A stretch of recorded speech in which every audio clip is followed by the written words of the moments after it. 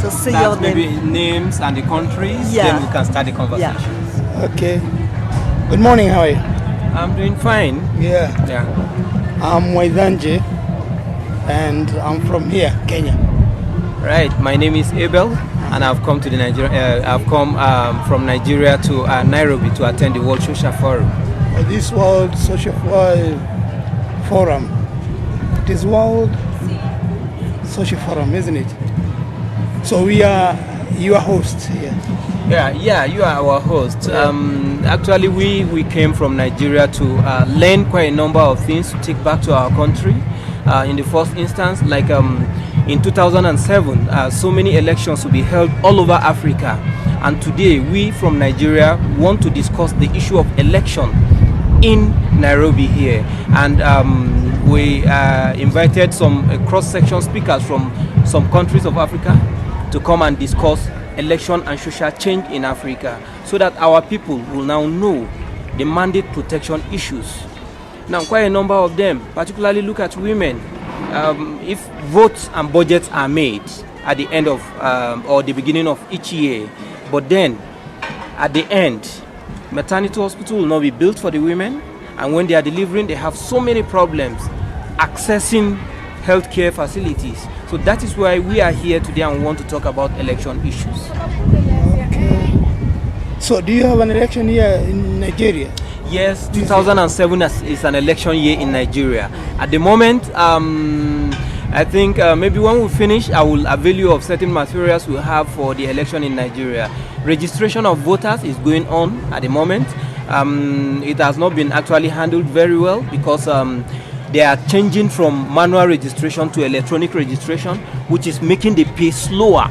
And at the moment, the last census figures we had was 140 million and above, right? But then the number of Nigerians that are registered up to date are not up to 50 million, if I'm not mistaken. So that will not give the exact population the less privileged opportunity to vote come 2007, unless the National Assembly in Nigeria decide to amend what we call the Electoral Act, so that other people can be registered, or else they revert back to the voters register in 2003, so that ordinary people like us will vote.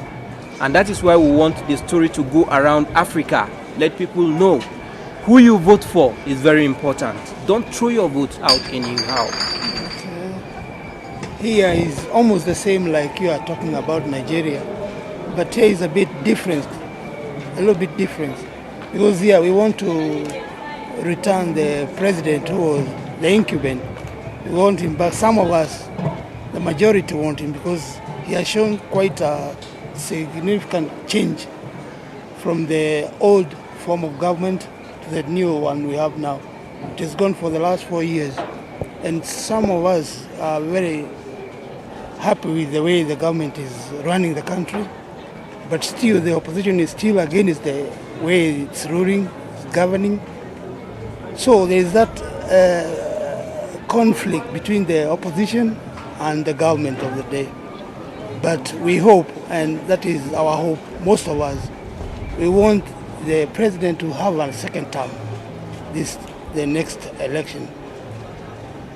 So I think me as a person, I would advocate for the present government to stay on, because it has done quite a lot of changes. Things that grounded from the recent regime, and now they are functioning. So I would like to put some emphasis on the people around, and most of those who don't know the way the government is run here, to advocate for the years, or another person will do for 4 years. Now, all we are saying, or all we are looking at, is the civil society organization in Nigeria. We will not rest on our hours until there is a change. And the change we want is let the grassroots people feel the change. Because at the moment, go to Nigeria and see, during the Christmas festivity, petrol is sold for 65 naira. People were buying it for 120 naira. So where are we going? Where are we going? We need a change. And now you see, there are quite a number of reforms they've done. But coming from a military dictatorship into a democratic process is not something that can start immediately and get to that. But we are saying that they are not carrying the people along. Because go to some areas, the legislators that were elected and they are in the upper houses, the National Assembly, they don't go back home to give their people the feedback of what they do in the upper house. All they do is once they sign contract, they sign whatever thing they are signing, they go away from there. You get the point? So in Nigeria, I think we need a change. And we will not agree, particularly like I told you, women, youth, and children are the ones that suffer most. Because they are the highest and the highest number that are populated in Nigeria.